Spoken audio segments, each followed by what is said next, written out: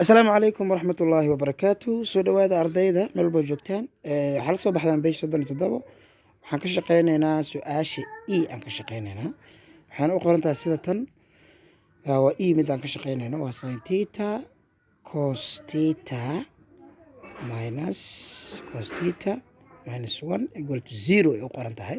wankan horta ma jiro, wankan meesha ka saar oo si sax u qor. waxay noqonaysaa sin theta cos theta laga jaray cos theta equal to 0 tana marka sax ah taa ka hor iska qalad san ku bedelo waa shaqeynayna marka meesha waxaa soo laabanaya oo ka baxay cos banaanka ugu saar cos theta qeyb sin theta meesha ka soo baxayso minus cos theta qeyb 1 equal to 0 cos ka 0 la ekaysi cos theta 0 la ekaysi sin theta laga jaray 1 ayadana 0 la ekaysi.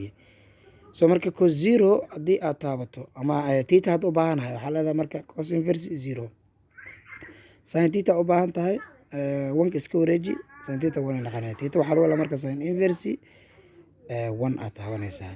so marka meelahan qiimayaashan calculatorkaada gelinaya marka cos inverse 0 waa 90 waaye 90 degree waaye calculatorkaada geliso.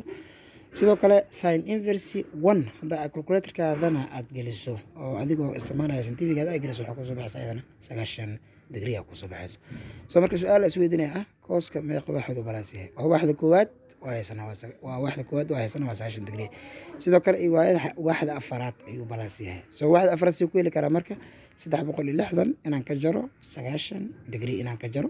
so marka waxay ii noqonaysaa marka titadii mar labaad halkan ku qoraya 270 degree. so marka 90 degree labada dhinac 90 ka soo baxday hal 90 ka qaadanaya tita waxay kula mid tahay 90 degree iyo 270 degree. wabillahi tawfiiq. waa su-aasha waxay ku taalaa page-ka markaasi 37 calculatorkaagana isticmaali kartaa oo ku ogaan kartaa.